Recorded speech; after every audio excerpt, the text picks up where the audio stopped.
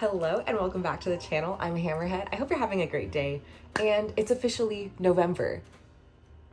I can't believe that. I feel like October flew by so fast. But when I look back to the month, I'm like, so many things happened. I got a new job. I had like 3-4 shoots. Like I had a crazy October, and that's probably why it felt so fast, just because I had so many things going on. But because it's a new month, let's talk about what I was really loving in October. So starting off with what fashion we were loving in October, if you follow my TikTok, you know this jacket. We love this jacket. She's an icon. She is a staple and she deserves her flowers. It is the circle jacket that I thrifted. I love this jacket. I thrifted this jacket in Austin in a Goodwill, and I remember when I got this jacket, I was like, it's so beautiful, it's so interesting, it's so unique. And I was like, but is it me? Am I the kind of girl who wears circles? It just felt a little bit, I like out there clothing, but it just felt like a little bit too out there. It was just, I was like, oh my gosh, this one, whenever you don't know how to style something, so you don't really wear it because you're like, how do I style it? How does it work with the clothes that I already have? It just is like, you gotta figure out how it fits into your wardrobe. And then whenever I was like, I'm moving to London, I was like, this is just a perfect London jacket. I have to bring it. But I still don't know. I had not worn this jacket out when I had packed it. I just knew I was gonna wear it. And after I finally broke that barrier of how to style her correctly, anytime I don't know what to wear, I wear her. She's so fabulous. She's so perfect. She has gorgeous blue buttons. Just the most fun mod, like circular print all over her. She cinches in at the waist a little bit, flares out. Just a fabulous jacket. And also she's textured, so it's like shiny and then it's velvety. I love this coat so much. I'm so glad that I grabbed her and then I finally figured out how to style her. And now she's just like, I can just wear her with jeans and a t-shirt. I don't feel like weird. It doesn't feel weird to me. Like I am now the girl who wears the cool circle jacket. It took me a minute to become that girl, but I am that girl. Or maybe I was her the whole time and I just had to discover who I was.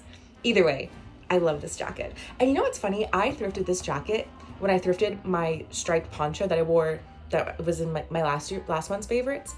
And that was like kind of like a generational, that was a pretty good, because I'm thinking back to that thrift haul, kind of a crazy thrift haul. I'll say it. Okay, the next fashion item I was really loving in October was my wool blazer. She's 100% wool, I think. Yeah, so the outside is 100% wool. She is so well made. I just love the colors, because there's like a little purple in there, there's brown, there's black. It's very interesting to look at. It's extremely well made. It has a little bit of a shoulder pad, so that way it really emphasizes the shoulders, but it cuts in perfectly at the waist and again flares out a little bit. It's cut extremely well. It fits me perfectly. It's long enough for my arms.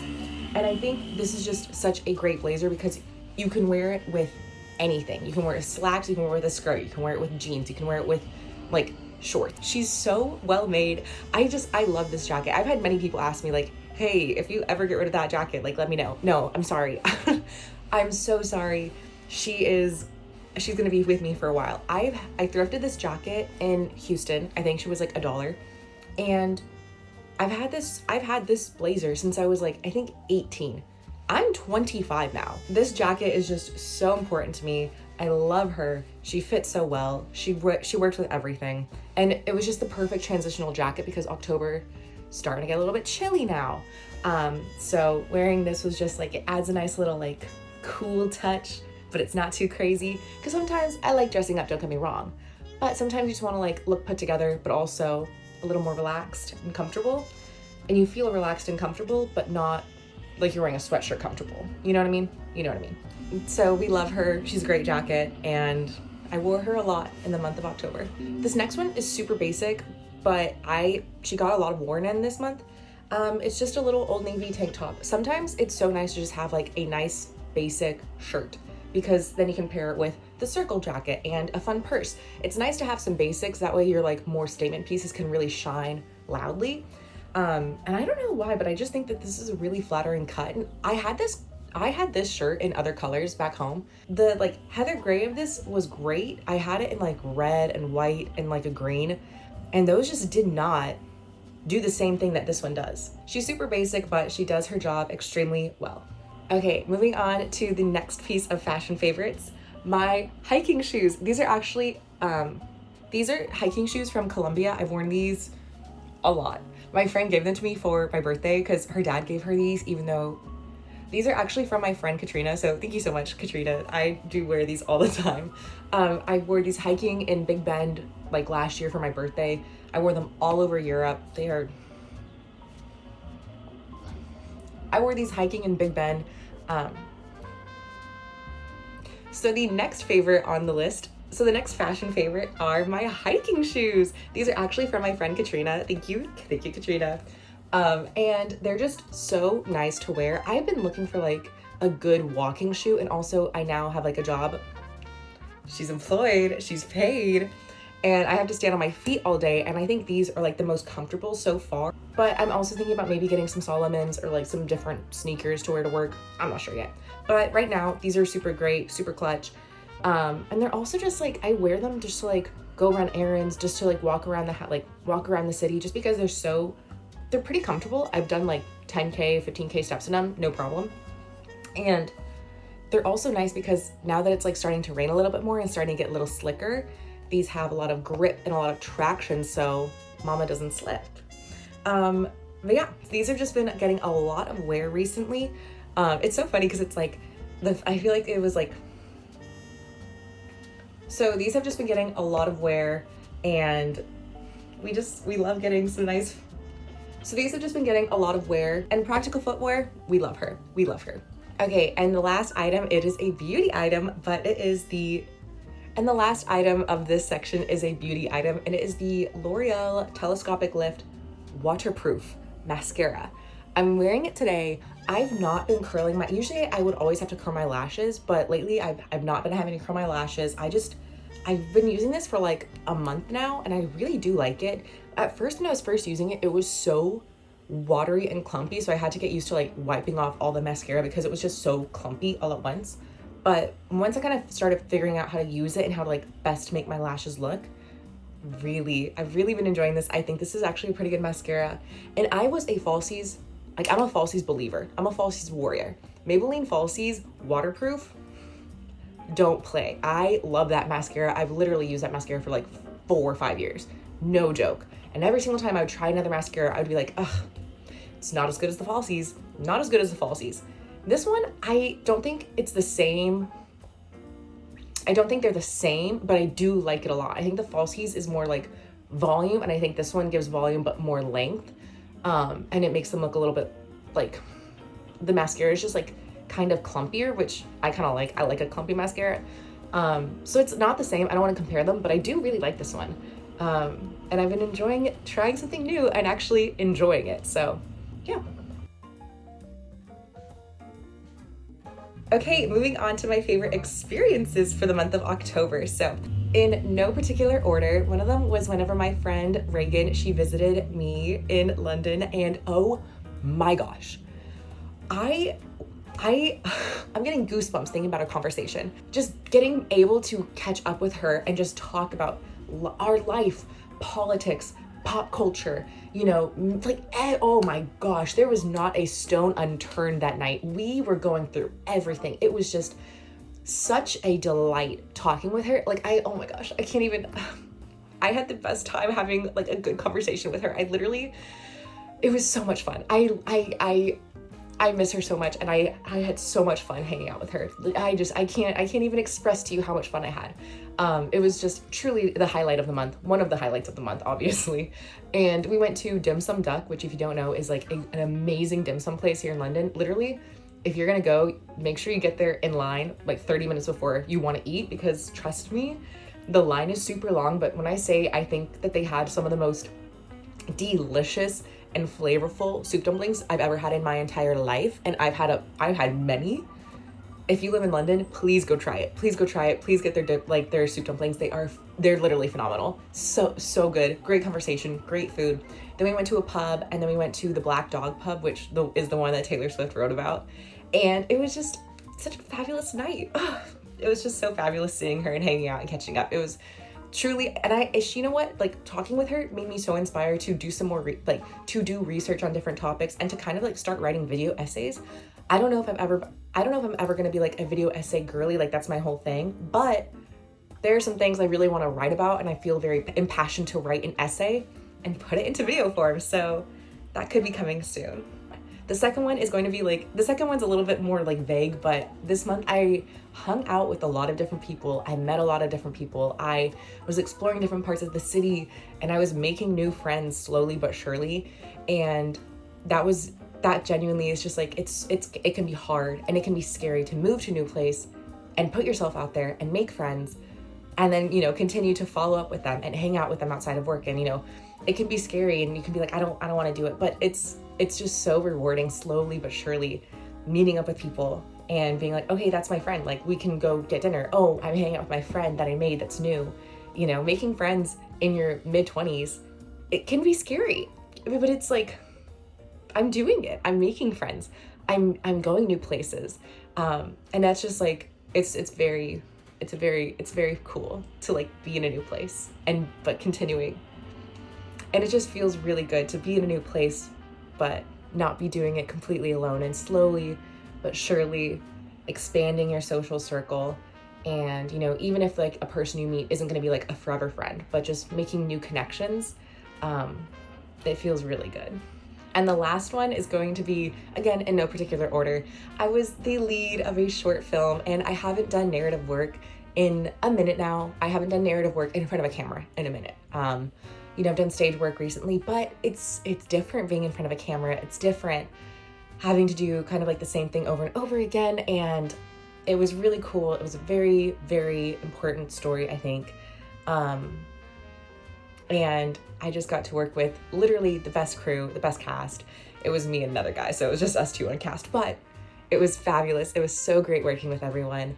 And it makes me so inspired, because like every single time, like I was like, you know, acting on stage, or, you know, we heard action, or we were in rehearsal, or, you know, digging into the character and building out like who she was.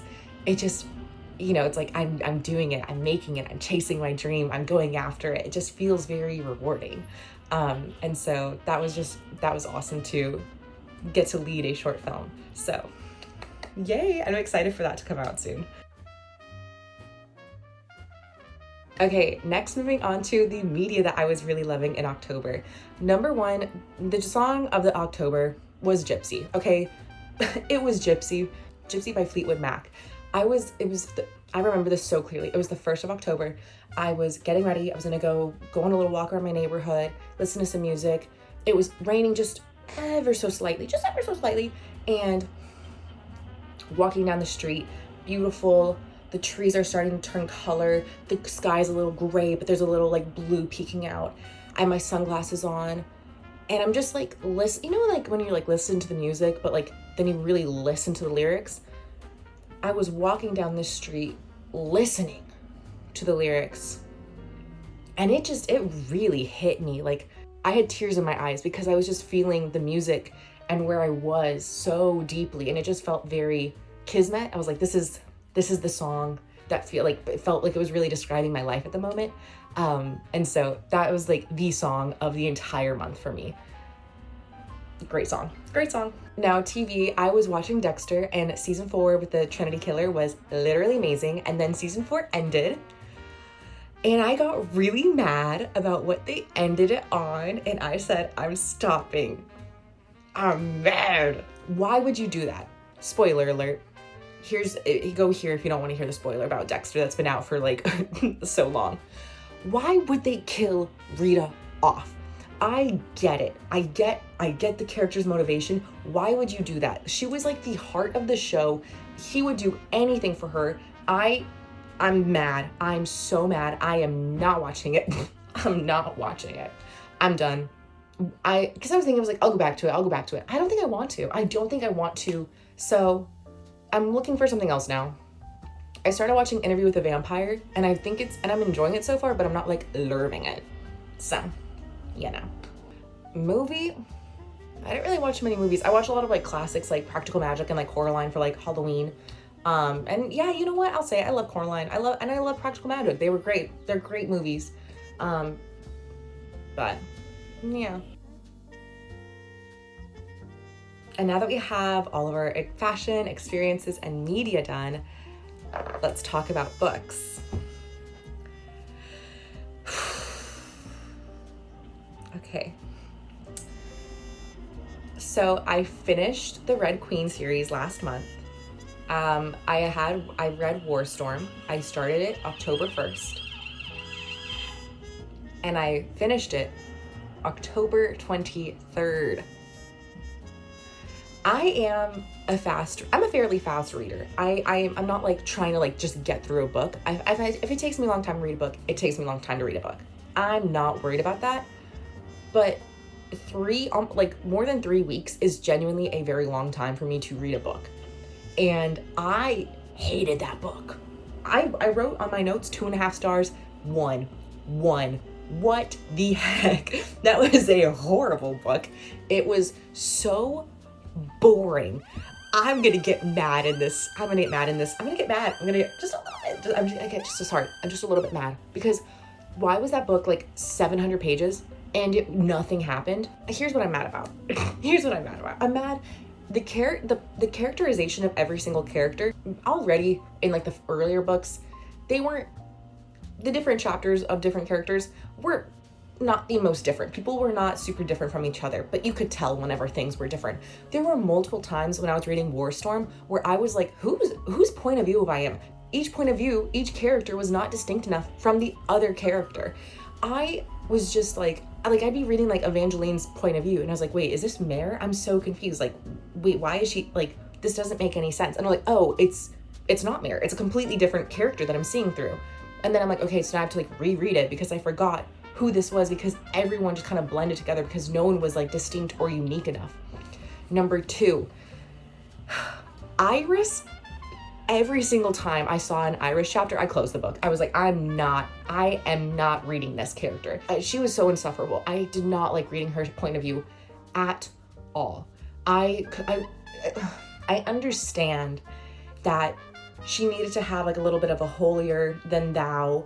Like her culture was very religious and, you know, it was very important to them. I understand that. So I can understand that she would have like a holier than thou attitude towards reds and like other silvers because that's just who they are, but it never felt justified. I think like there's just not enough world building of this religion, of her culture, that it felt justified for her to have such like a pompous attitude about everything.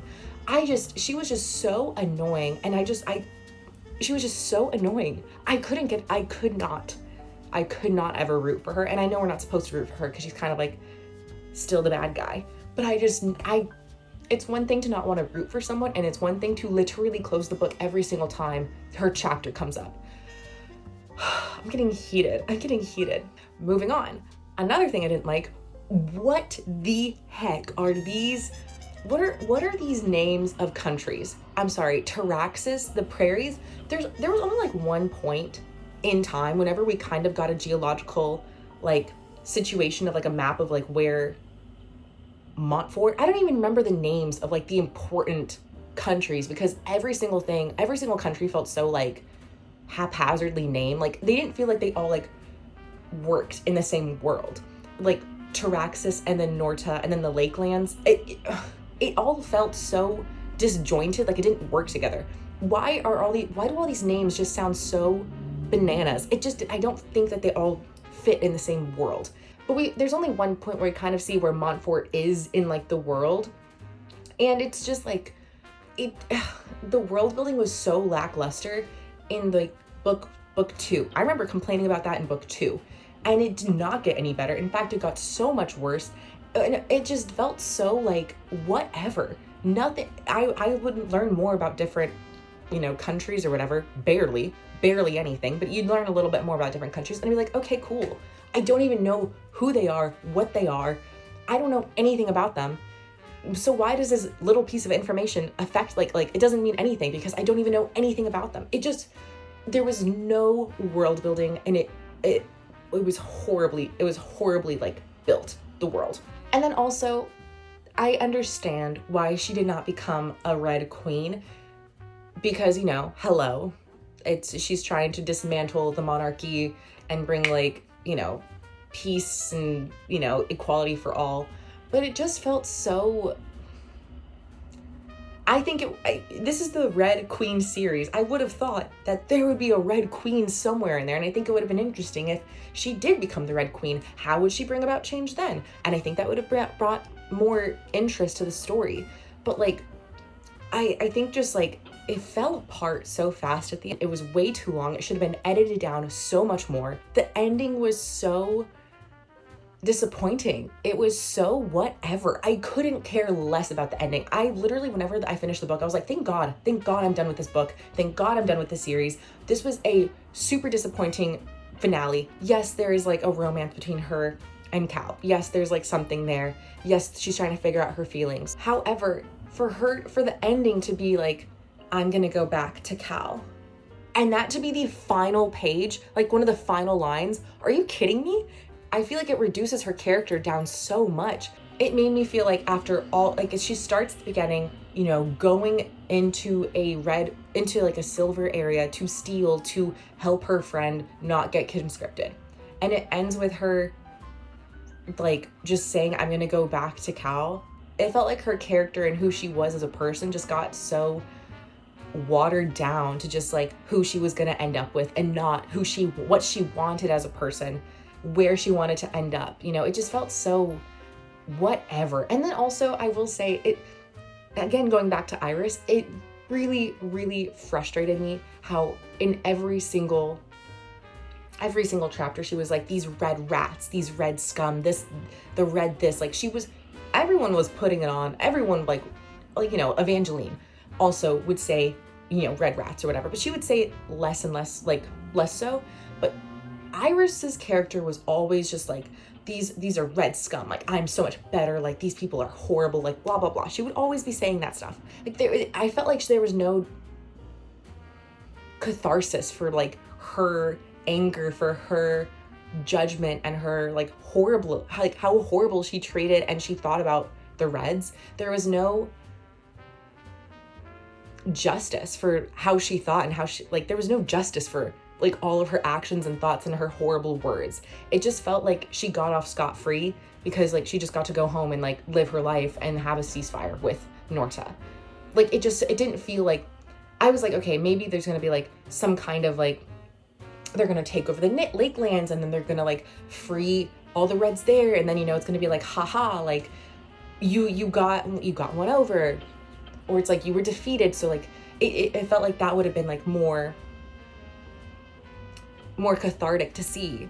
But instead she just gets to live her life still as a princess in her country and still think these horrible things about people. It was just, I felt so like, it felt icky. It didn't feel great, her ending. And you know what, also one more thing, because I just remembered it. Why was everyone just sneering? Can we not think of another word? Sneer. I sneered at him. She sneered at me. We have to think, can we not get a thesaurus out? Like it was constant. At least once in every single chapter, someone was just sneering at another one. I couldn't take it anymore. Anyway, this was a bad book. It was so bad. I'm so mad that I put myself through it, but I just had to finish it because I had to. And then I was like, I need to read something fun and quick and not super like, I need to think about everything. I decided I was going to read The Maze Runner. I also have been seeing so many like Maze Runner TikToks on TikTok, and I was like, Mama needs to reread this book. 4 stars. Maze Runner by James Dashner, 4 stars. Is it the best book in the world? No. Is it super fun to read? Yeah. Love it. Sometimes that's what you need. Currently, I'm reading The Scorched Trials, and I'm about halfway through that one right now. And it's not as good as The Maze Runner, but it's still fun. I'm still having a good time, and that's all that matters. Sometimes that's all you need. And one more thing, I know I said one more thing, but you know what? If there's one thing about me, I always have one more thing to say.